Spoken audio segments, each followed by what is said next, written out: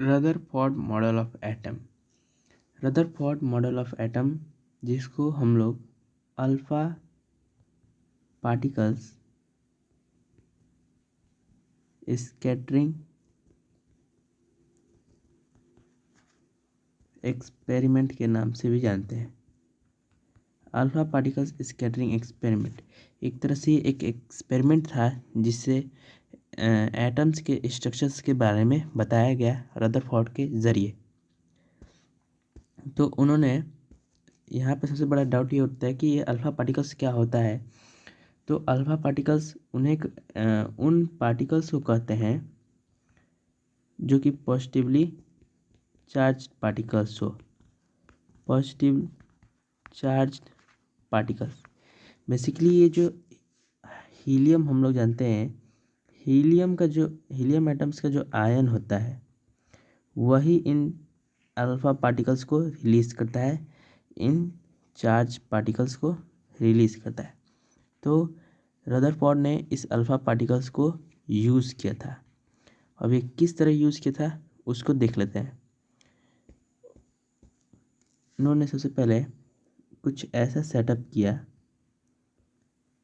जिससे alpha particles को gold false पे फॉल करा जा सके। अब गोल्ड फॉल्स को उन्होंने क्यों लिया? गोल्ड फॉल्स को उन्होंने रदरफोर्ड ने इसलिए लिया था क्योंकि जो गोल्ड फॉल्स होता है वो मेलेबिलिटी के प्रोसेस को बहुत अच्छी तरीके से सारे मैटर्स की तुलना में सबसे ज़्यादा जो मेलेबिलिटी होता है या मेलिएबल होता है वो गोल्ड फॉल्स होता है। यानी कि इसका जो फॉल होता है बहुत ज़्यादा थिक होता है, थिन होता है, बहुत ज़्यादा थिन होता है, सारे मेटल से बहुत ज़्यादा थिन। तो उन्होंने इसी को लिया और जिसकी वजह से थिन होने का इसमें बहुत कम एटम्स एग्जिस्ट करते थे, जिससे एक्सपेरिमेंट में उन्हें हेल्प मिला। अब देखो आगे क्या किया उन्होंने। आगे उन्होंने इस अल्फा पार्टिकल्स को इन पे फॉलिंग कराया, इस पे फॉलिंग कराया गया रदरफोर्ड ने।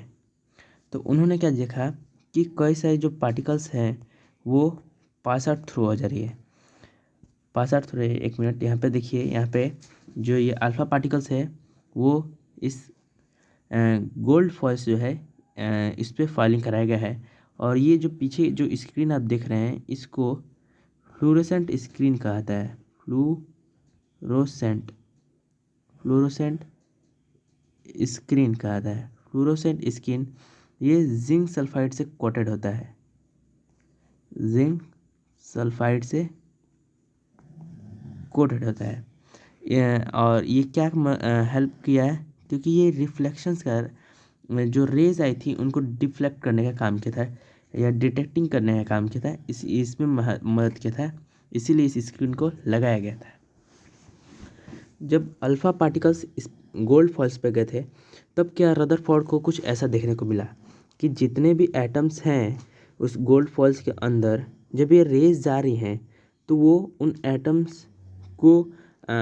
एटम्स में से बिना रिफ्लेक्ट हुए पास आउट थ्रू हो जा रही हैं, और कुछ रेज एंगल बना के निकल रही हैं। अब इनको कंक्लूजन मिलने लगा था, मतलब अब कंक्लूजन पे आएंगे, पहले देख लेते हैं कि रिजल्ट क्या हुआ।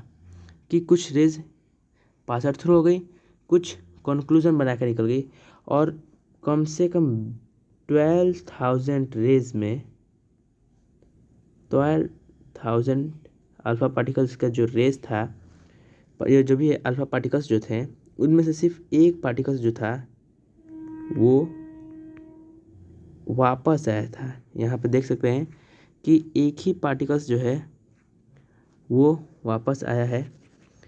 यहाँ पे देख सकते हैं, यहाँ पे ये जो पार्टिकल्स है वो वापस आया था रिफ्लेक्ट होकर। तो इससे रदरफोर्ड को क्या पता चला? इससे रदरफोर्ड को यह पता चला कि ये बस एक ही पार्टिकल्स था वो जो क्या आया था, वापस आया था। कुछ पार्टिकल्स एंगल बना के निकले थे और ज़्यादातर पार्टिकल्स जो थे वो पास आउट हो गए थे। 12,000 रेज, ये याद रखिएगा 12,000 रेज आपके एनसीईआरटी बुक में गिवन है, दिया गया है कि 12,000 रेज से ये एक रेज वापस आया था, ठीक है। एक गोल्ड फॉल्स के एटम्स में से सिर्फ एक रेज वापस आया था। अब चलते हैं कि अब रदरफोर्ड को इसका कंक्लूजन क्या लगा।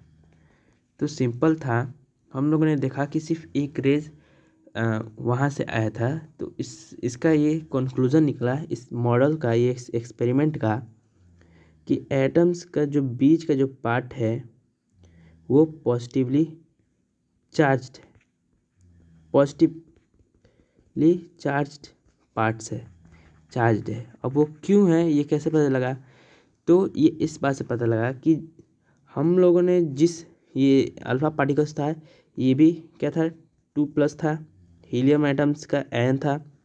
गोल्ड फॉल्स में जो भी था, गोल्ड फॉल्स जो था वो भी उसका जो एटम्स थे या जो भी थे वो पॉजिटिव थे, ठीक है, पॉजिटिव था गोल्ड फॉल्स। ये सॉरी मैं क्या बोल रहा हूँ यार, जो ये रेज हम लोगों ने दिया था अल्फा पार्टिकल्स, ये पॉजिटिव था। तो अगर हम लोग जानते हैं कि पॉजिटिव पॉजिटिव अगर आपस में आते हैं जो चार्ज, तो वो रिपल होते हैं, लेकिन पॉजिटिव माइनस अट्रैक्ट होते हैं। तो अगर यहाँ पे पॉजिटिव चार्ज होगा तभी ये एक जो रे है वो वापस आई होगी, बीच का जो पार्ट होगा अगर पॉजिटिव होगा तभी ये क्या रेज वापस आई होगी। तो इन्होंने यही पता लगाया कि जो बीच का जो पार्ट है वो पॉजिटिव चार्ज है, कि जो अल्फा पार्टिकल्स था, जो कि एक अल्फा पार्टिकल्स था जो कि बीच से आया था, बीच में से रिफ्लेक्ट होकर आया था, उसके सेंटर से रिफ्लेक्ट होकर आया था, तो बीच का जो पार्ट है वो पॉजिटिवली चार्ज पार्ट है। अब नेक्स्ट आता है दूसरा कंक्लूजन, ये उन्होंने बताया कि हम लोगों ने क्या देख लिया कि जो बीच का जो पार्ट है वो पॉजिटिव चार्ज है, पॉजिटिव चार्ज है। अब जो नेक्स्ट था उन्होंने ये बताया कि सारे के सारे जो मास ऑफ एटम है, पूरा का पूरा जो मास ऑफ एटम है वो उसके सेंटर पे ही है। अब ऐसा उन्होंने क्यों कहा, क्योंकि जो बाकी की सारी रेस थी वो एटम्स में गई तो सारी की सारी पास आउट थ्रू हो गई, ठीक है, पास आउट थ्रू हो गई। इसका मतलब एटम्स का सारा स्पेस क्या है, सारे चारों ओर खाली है। और इन्होंने ये भी बताया कि चारों ओर खाली हैं तो इलेक्ट्रॉन्स जो हैं वो वहीं पे मूव कर रहे हैं। ये एटम है, यहाँ पे चारों ओर इलेक्ट्रॉन्स मूव कर रहे हैं।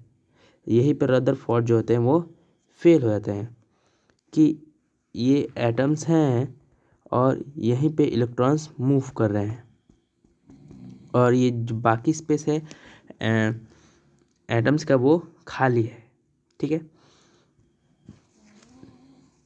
इन्होंने ये बताया फिर मास ऑफ एटम जो है पूरा पूरा सेंटर पे है। तो ये हम लोगों का पूरा पूरा कंक्लूजन था। एटम का मास ये बताया उन्होंने पूरा सेंटर पे है। फिर सेंटर जो पार्ट है वो पॉजिटिव चार्ज है, एटम्स चारों ओर से क्या है खाली है, सारा का सारा मास सेंटर पे है।